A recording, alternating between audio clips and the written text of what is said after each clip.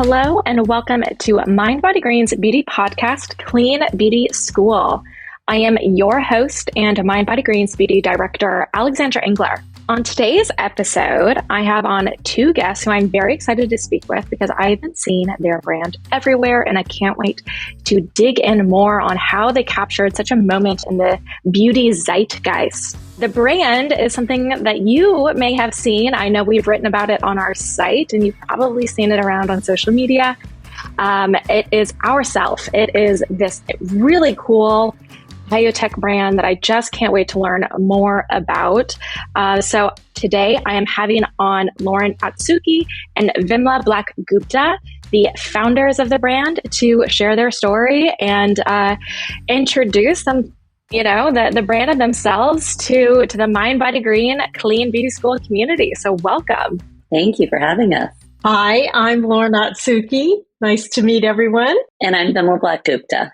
Fantastic. So, I always love to start the episode by allowing my guests to let us get to know you a little bit better. What is your journey into the beauty industry? Lauren, why don't you start first? Okay, well, my background, I have a degree in biochemistry, and I've been in the biotech world probably for the last 25 plus years, founding and funding small biotech companies, mostly drugs, devices, and diagnostics. And along the way, my co-founder and partner, Scott Glenn, who is the big idea guy, we had the good fortune to work on a company called Skin Medica that had beauty products for the doctor's office. You guys may be aware of them. And then several years later, we also founded another company called Elastin Skincare that was a doctor's office brand as well. Both very successful. Science-backed, but maybe not as much science as we have in Ourself.com.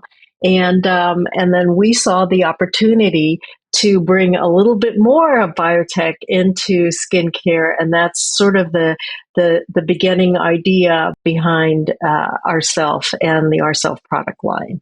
Vimla, I would love to hear your story. I know a little bit of it from reading, but would love to hear from your words. Yes, I would say my journey in the beauty world actually started probably when I was born. I was always sort of obsessed with anything having to do with grooming or beauty. But truly, my background in beauty really started in my early days at Gillette, working on the Venus brand. That was the first time that really a beauty brand sort of came into the shaving world, where it was a crazy thought, let's design a razor actually designed for women versus just taking a men's razor and saying for women. So I really say my journey started there, but then it certainly continued, as I stayed on at the company when it became Procter & Gamble. And then I was at Estee Lauder for a little over a decade, where I had the great fortune of working on new innovation as well as on the fabulous global makeup brand Bobbi Brown. And then went on to continue my world in beauty and wellness, quite frankly, when I became the CMO of Equinox.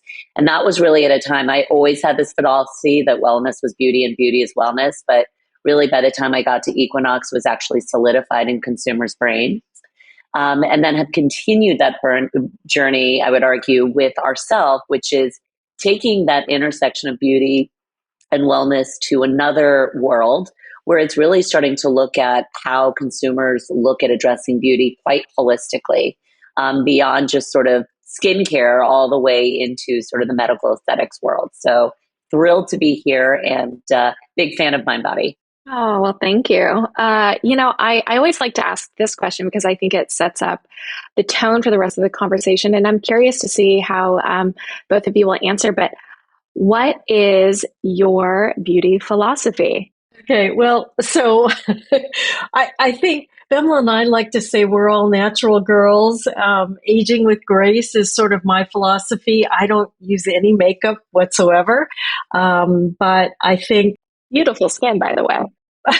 Thank you. This is all ourself.com. I mean, it does great things for your skin. Yeah. So aging with grace, I want to look the best that I can.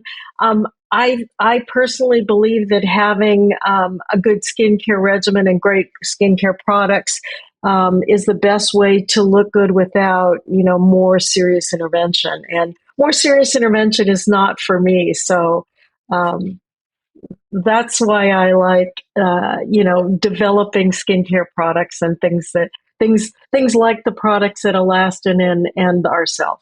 Mm-hmm. Yeah, and Lauren and I share a similar philosophy. Yes, we're both natural girls, but the reality is for me, I'm very, very conscious of my skincare. I'm very conscious of my skin, and I am certainly looking at all of the wrinkles and hyperpigmentation that are that have emerged or emerging. But I'm one who actually wants to stave off having to go into using something much more invasive. And I only use ourself.com because it keeps me from that doctor's chair. Because for the first time, I've actually been able to use skincare that actually gives me visible results. And I like the way I look. Like I just want to look like a better version of myself. I do. Yeah, I love both of your answers, and I love that idea of like I like the way I look. I just I don't want to change anything. I think sometimes, especially now with social media, I feel like so many people feel so much pressure to make tweakments and adjust things, and alter their faces in some way. And I don't know. I no judgment on what anybody does, of course, but it's I think we need to be okay with how we look, and we want to be ourselves, just healthier. So that's all to say. I certainly agree with both of those philosophies. I want to get into the biotech of it all. I think lately we have seen this really beautiful marriage of biotech and beauty. And of course, biotech has had an influence in beauty for, years, but I think we're just seeing such a heightened version of that right now. And I think the consumer is also much more aware of it right now, which I think is adding an interesting dynamic. And so, I'm curious as a brand that is, this marriage of the two, why do you think that we're seeing this in such a big way? Like, what's happening in the beauty atmosphere and environment that kind of is heightening this relationship? Why now? My thoughts on that are that and Vimla said this over and over again, the consumer really wants something that works. And the only way to get to something that works, with skincare regimens and products, is to really take a much more comprehensive look at what is driving the causes behind the common skincare concerns, whether it's lines and wrinkles, sagging, or skin discoloration. And I think that is the essence of what biotech brings to beauty right now, is this analytical, comprehensive look more at, root causes. What are the receptors? What's the pathway? Why is this happening? And how can we intervene?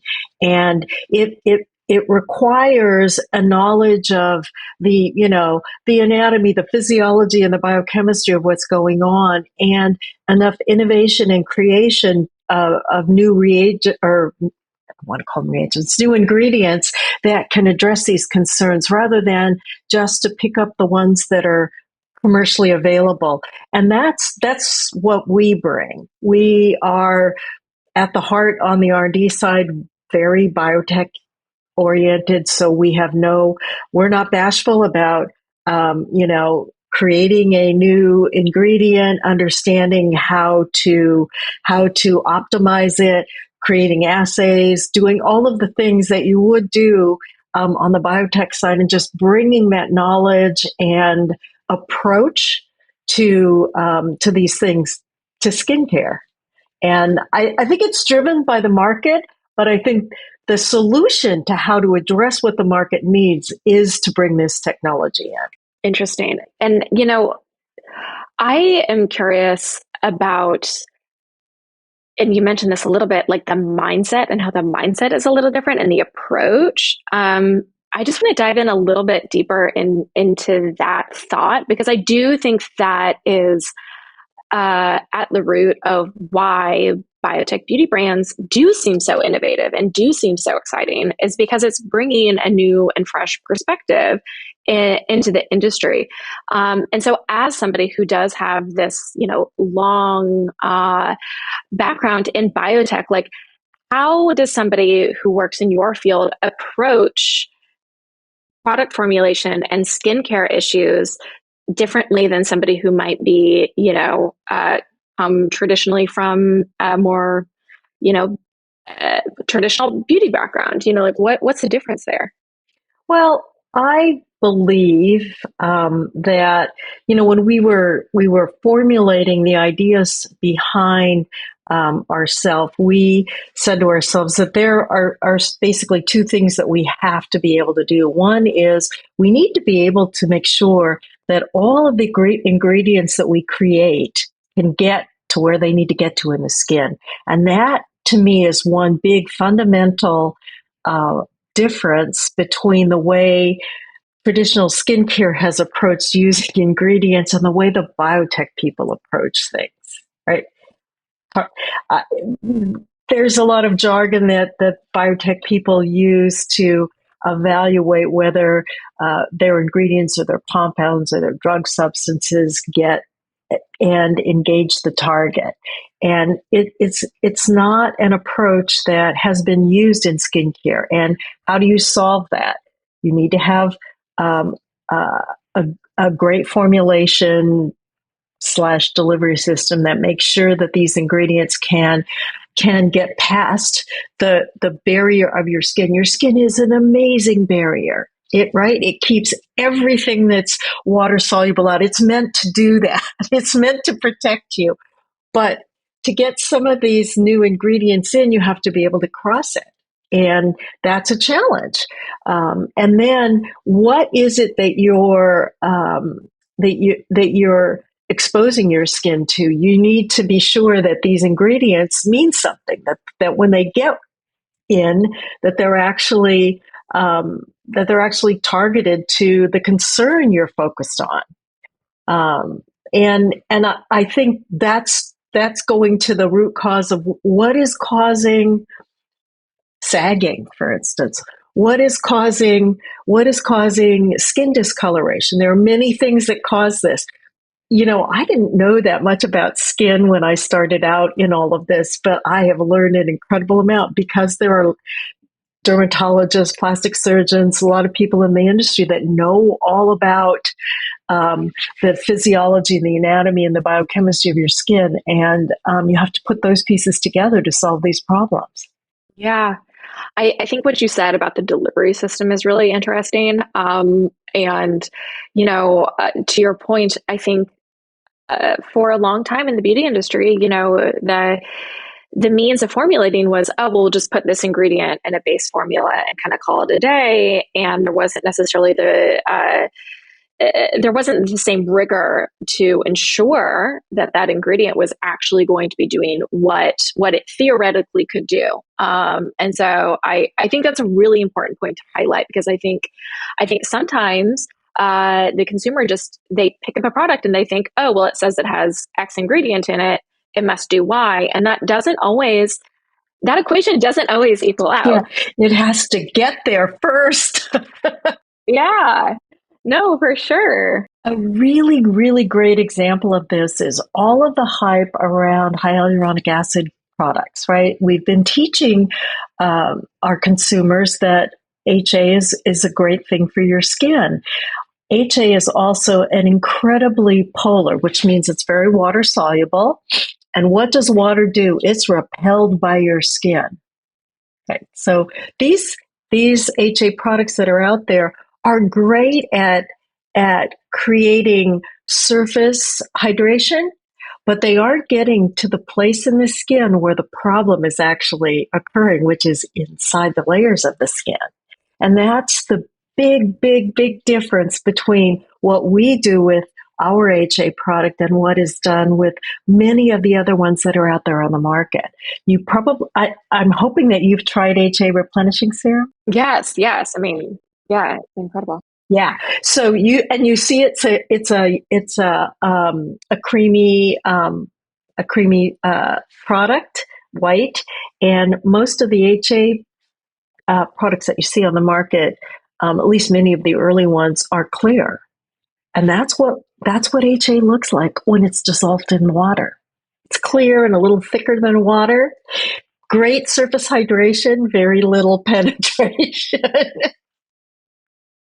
So I think that's, that's how we think about it. We think about not only what is the ingredient supposed to do, why is it important to your skin health, and then how do we get it to where it needs to go? Yeah. I can't wait to get into the mechanisms behind the delivery system. But while we're kind of on this topic of newness, I do have a question that has to do with how we talk about newness in the beauty industry. Vimla, you have a long career in the beauty industry, and I think the beauty industry loves to talk about things that are new. And we, as a beauty editor, I'm constantly looking for newness. I'm constantly looking for things that I can talk about that seem, brand new to the market. But a lot of times the innovation doesn't necessarily like match up to the way we talk about it, right? What was it about Ourself, and what was it about what you guys are doing with the formulas that felt different, that actually felt like innovation? And honestly, like, how do you talk about that in a way that relays that? Because I actually think it's a challenge, because we do pretend like everything is so new all the time. Does that make sense? 100%. I couldn't agree with you more. And, for me, I'm going to make this a very simplistic answer. At the end of the day, people believe what they see, right? And it's results. And that's not new, right? That people believe what they see, it's results. What's new, though, is that we're actually and this is what 100% sealed the deal for me, is that we are a company that we're not going to tell you what we do and ask you to believe us. We're going to show you what we do, and we put our money where our mouth is. So much, we make a significant investment in the development of our products, right? The development of our ingredients, right? We develop them ourselves. We make sure that they're the right ingredient for the problem they need to solve. And then we put a lot of money into ensuring that they go to where they need to go to. And then we put even more money on proving it. And the proof is with the consumer. So we invest an extraordinary amount of money, more than anyone in the beauty industry, on doing clinical trials, making sure that we see results both instantly and in the long term, and are showing you markers along the way. And I really mean that, because at the end of the day, people believe what they see. So what's new about what we're doing is we're actually giving the proof. We're putting money behind the proof.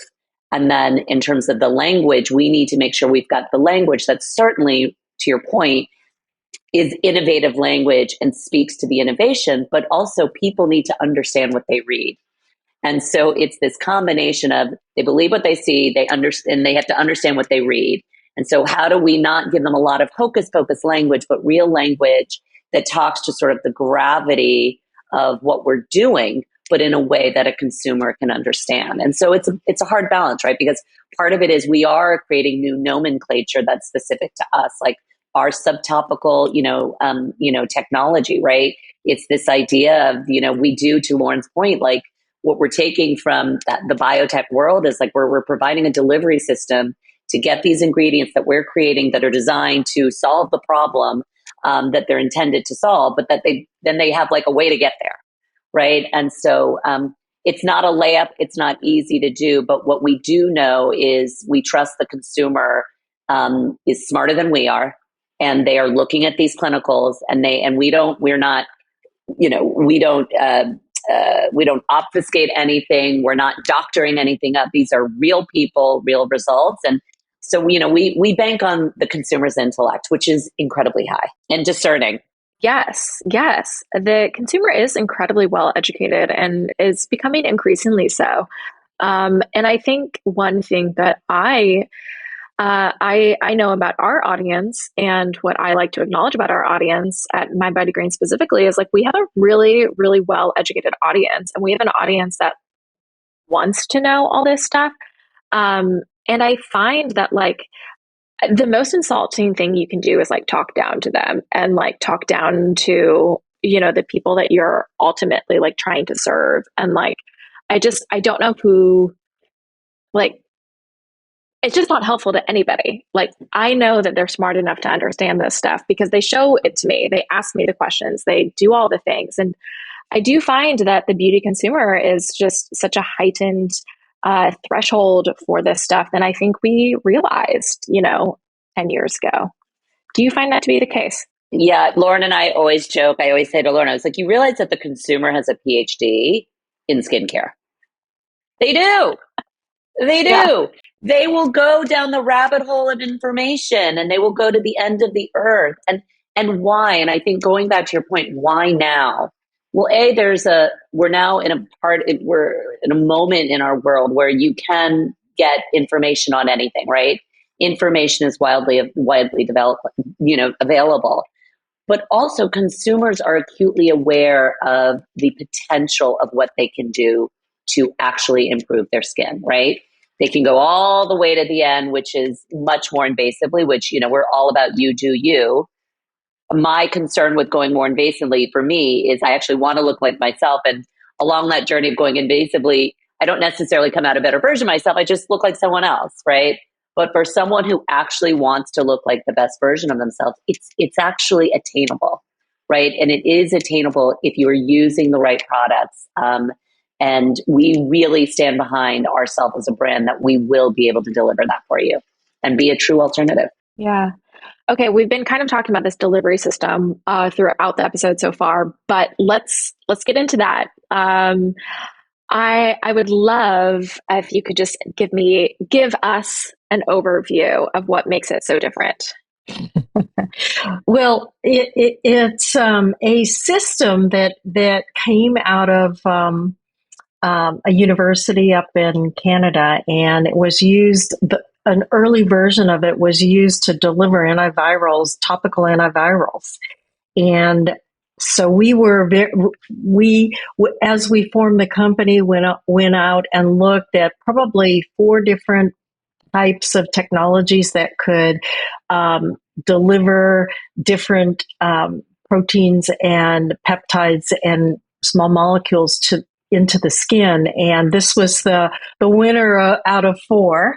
And this formulation has a lot of lipids. It's really an interesting balance of the charges of not only, all molecules have an inherent positive or negative charge to them, whether they're, no matter what kind of molecules they are. And we have to put the right charge balance with them in order to make them something that will literally just melt into your skin.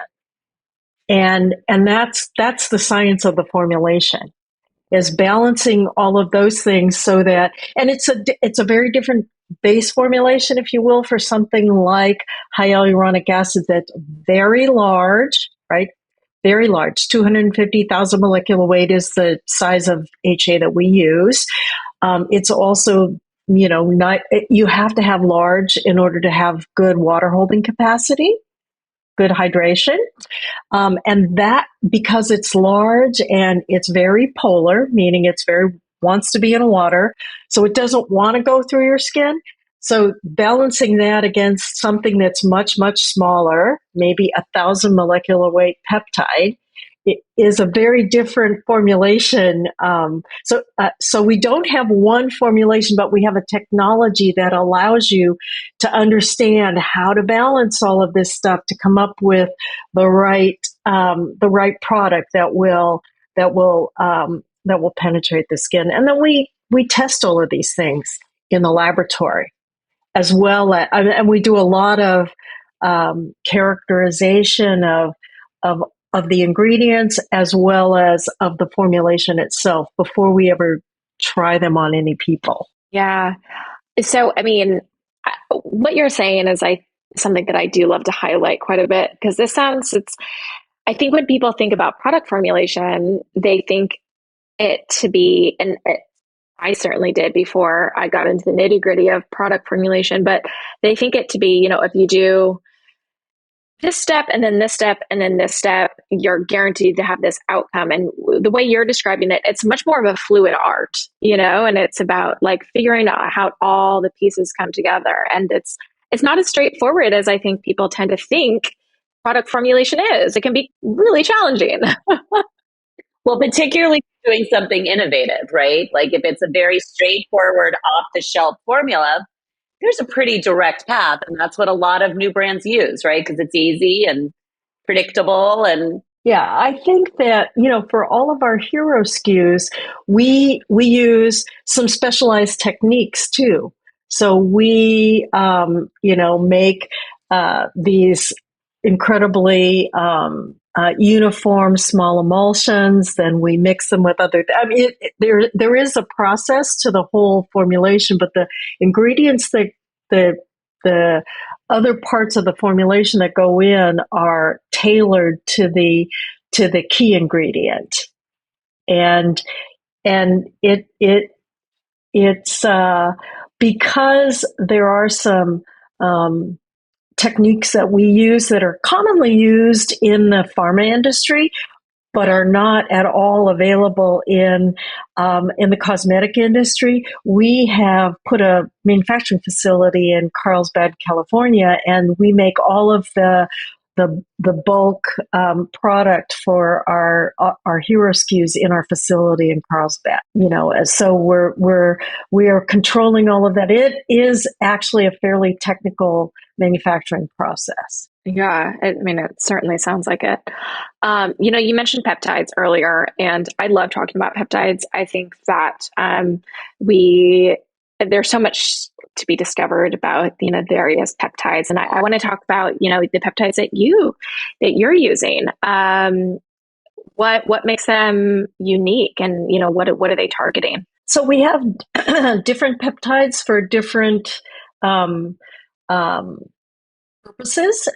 If you were to, let's just take as an example our daily dark spot intercept. So this is the product that is for pigmentation uniformity. So it knocks down redness in your skin as well as brown color. And there are several different peptides and compounds in there, but one of the unique proprietary peptides is one that is directed against a certain receptor on the melanocyte. The melanocyte's the cell in your epidermis that actually makes the brown color pigment. And by knowing what the pathway for the production of melanin is, you can then decide, oh, this is an interesting place to maybe stop that color formation from happening. And so then you look at what's the receptor there? How is the signal propagated in your skin? And once you know what the receptor is, then you can this is a little bit biotech-ish, right? A lot of these receptors have all been cloned, and their structures are available in a generally usable database. And this the sort of thing that biotech people do all the time. They download the structure, look at peptides that might interact, and design their peptides based on the receptor or the target. And that's how our peptides are designed. Many times we will look at a starting point proteins or peptides as a place to start, and then we have to have a way to judge whether we're making our peptides more or less potent. So those are laboratory assays that we have to develop. We have to define the structure of what we've got so that we make sure from a quality perspective, every time we they're easy to synthesize, but and we have vendors that do that, but then you have to make sure that what they've made is the right sequence, it's the right purity, and it has the right activity. Right? Those are all things that are our responsibility. So, and I would say that whole structure to do that is unique to us. I mean, this sounds like such an intensive process. Like, I'm listening to this and I'm like, wow, this sounds like a lot of work. I'm not going to lie. It is, but it's also, it's techniques that have been developed and utilized for 20 years in another area. And there are, the R&D team that we have is very good at using these tools. So, it is what happens in the biotech sector. So it's kind of transplanting that knowledge and that way of thinking to another industry. And I think that's the exciting part about that from a technology perspective. I mean, it is very exciting. And, I think I asked you about peptides specifically just because I think that the emerging technology and, just all of the new research coming about various new peptides and et cetera, is just like deeply fascinating. And it's also something that I think is like an area that I feel that I am still learning quite a bit about, just, and, all the various peptides that are out there that can do various things within the body. I think it's an area of study that is there's just so much to explore there. Yeah, and Alexandra, I would add to that. I super agree, and I think what also makes me supremely excited about this company and what we're doing, which I've never seen before in my life, is you're right. In addition to everything that happened with peptides, like what we're doing in peptides is like truly unique, right? And sort of our approach to sort of creating them, evaluating them, and then putting them to use in products. But it's not just the peptides we're working on. We're working on HA, which HA is truly the holy grail. And I say HA is truly the holy grail because HA, despite being widely available right now, you go to Rite Aid, CVS, get any product that puts HA. To Lauren's earlier point, it's just, it's a lipid. It's just nice. It's surface hydration. Surface hydration is great. But when you want to get into the layers of the skin, that is the innovation and technology we bring. So we are truly a biotech skincare powerhouse, and that we bring so much innovation to HA, which is, the most fabulous, probably one of the most fabulous technologies to ever come about for skincare, in addition to what we're able to do on peptides. Well, then let's talk a little bit more about HA then. And like when you guys were setting out to create this company, what was it about HA that was calling you? Like what was so special about it? And like, why was that this group of ingredients that, this ingredient that you're just like, okay, we have to tackle this. Like, we have to figure out how to make it, deliver into the skin and like deeply effective. Well, HA is endogenous, meaning it is in your skin, and it is what provides the hydrating power and the moisturizing within the layers of your skin. So that's number one. I think number two is that in terms of needs, there are sort of two gigantic markets in the minimally invasive, right? There's sort of the deep wrinkle market served by the toxins and whatnot. And then there's the filler market, which is all about plumping, right? Plumping your skin, whatever. And, so that's one of the reasons that we were looking very much at this HA market, because it gets to the root cause of what's happening. As you age, there are sort of two things that happen. One is, there are fat pads on top of the muscle in your skin, in your face, and with time they dissolve, they go away. And that's the underlying structure that your skin is draped over. And if you don't, so you can get sagging. At the same time that that's happening, the terrible double whammy of nature is that your skin is also losing an incredible amount of HA starting, by the time you're in your 20s. By the time you get to my age, you just don't have any left, right? Unless you replace it.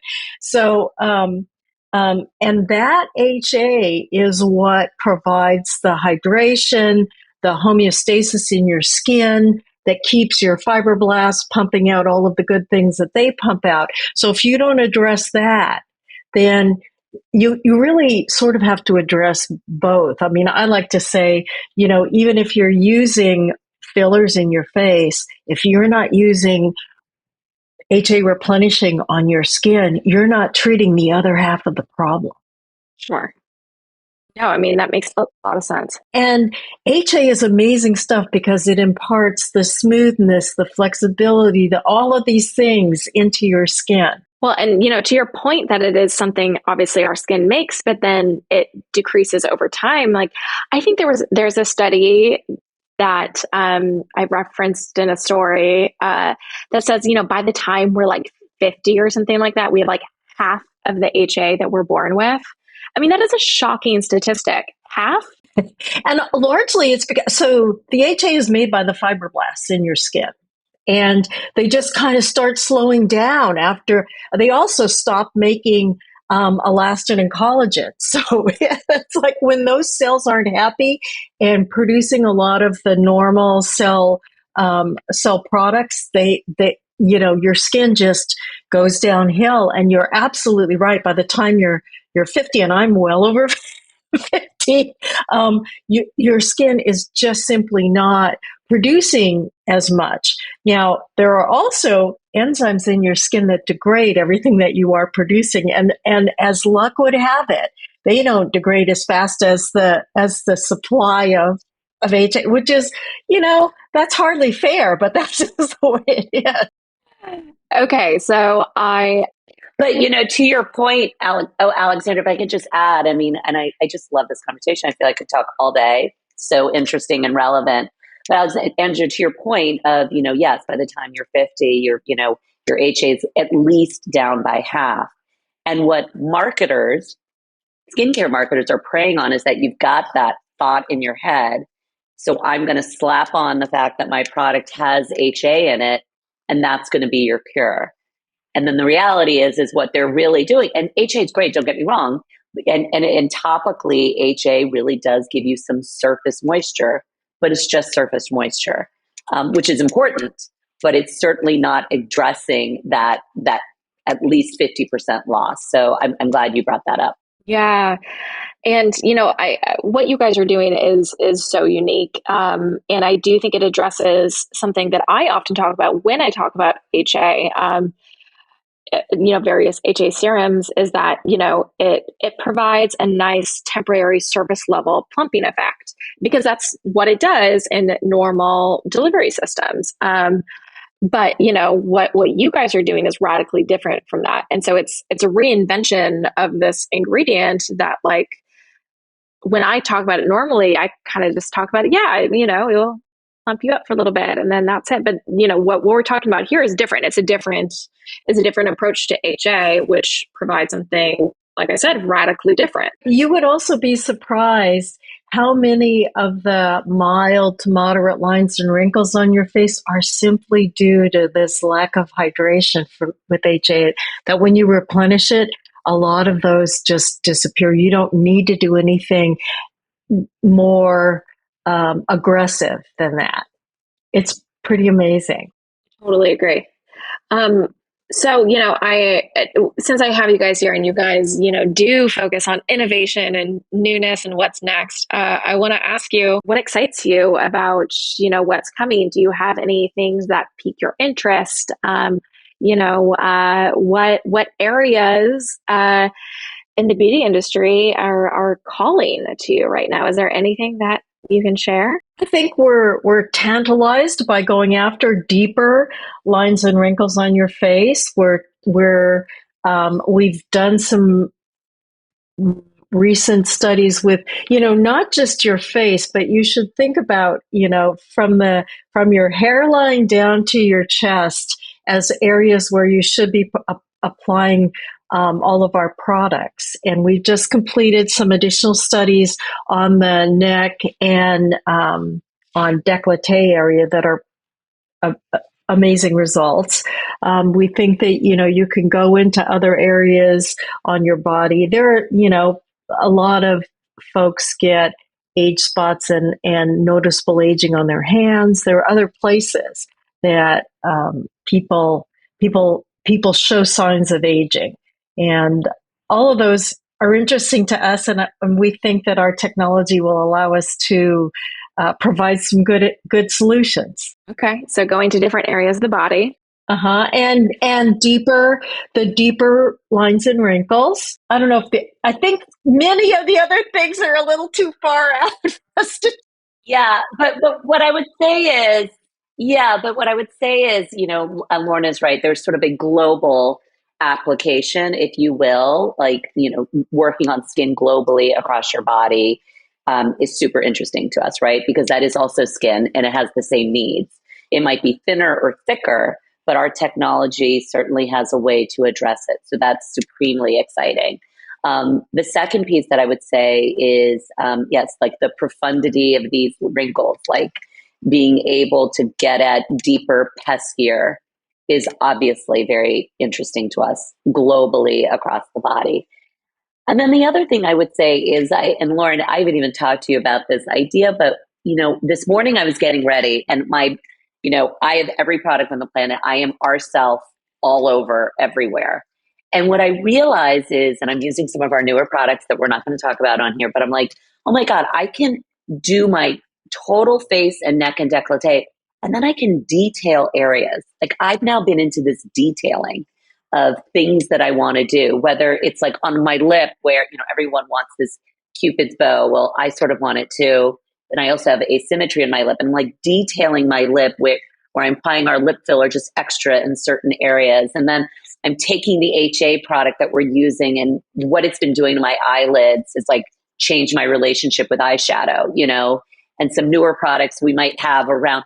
And so I just find that I'm like, I've got this all over solution. And then I can detail in the areas that where I would normally at my age and seeing what I'm seeing in the mirror would probably more likely be going to a derm to say, well, can you fill this? Can you say, and I just don't want to have to do that. And I don't feel like I need to. I love the concept of detailing. That seems like it is ripe for like a TikTok trend. So, I mean, I think that is, I totally love that. I think that is like a great way to approach skincare in general. So I think, I think you've got a TikTok trend on your hands with that one. Lauren, we'll have to work on some TikTok content this afternoon, you and I. Let's take this show on the road. Sorry to put some more work on your plate, but okay. So I want to ask you guys, this is kind of a fun question, but what is your beauty hot take? So this is something that is an opinion that you hold strongly that maybe is counter to, more mainstream opinion. And it doesn't even need to be that spicy, but I like to see what, people's hot takes might be. Does anybody have one? I'll start with one. I don't know if it's a hot take, but it is my philosophy is I think exercise and skincare go hand in hand. I really, really do. And I don't necessarily mean like exercising your face, but I do feel that my skincare works better when I've just done something that makes my body feel good, whatever that is. That could just be walking.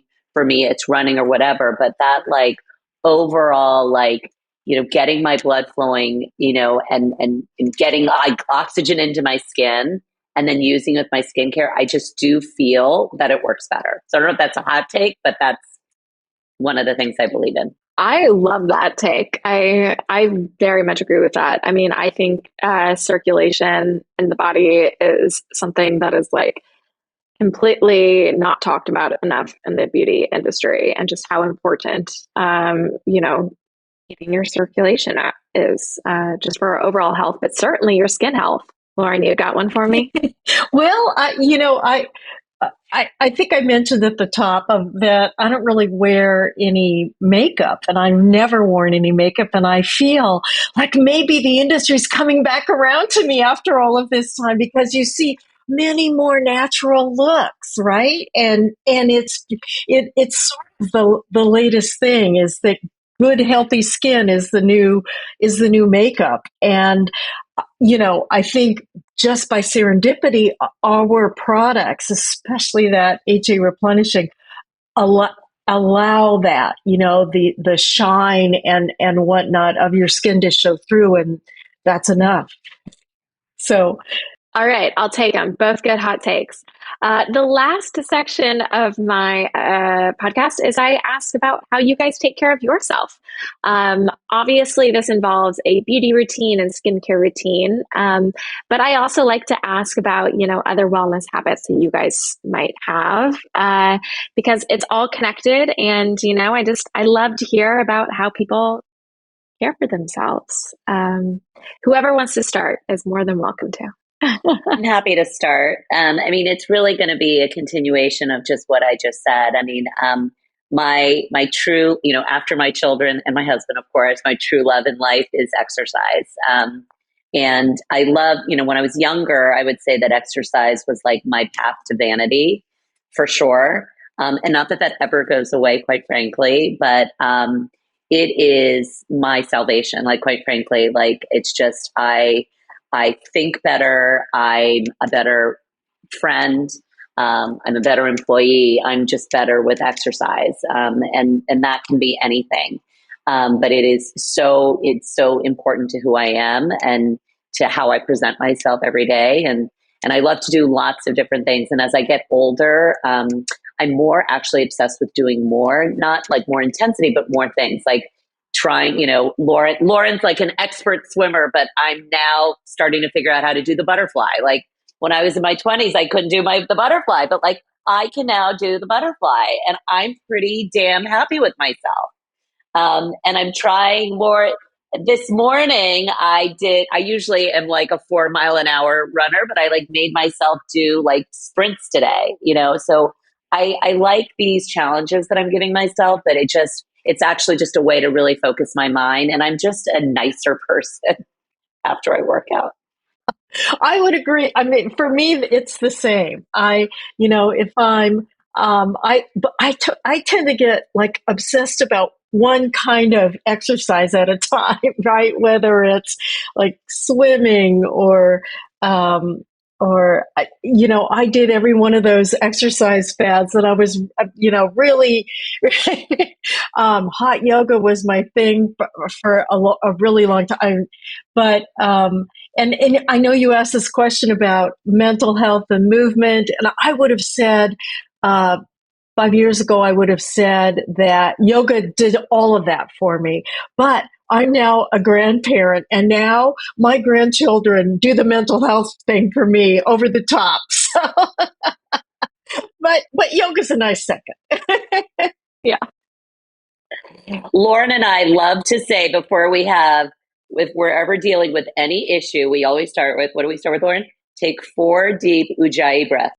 Ujjayi breaths. Do not say anything. Yeah, when we're standing on the edge and calling each other, say, "You've got to talk me off the ledge here." Take 4 Ujjayi breaths. I'm stealing that. So I think I need to do that every now and then.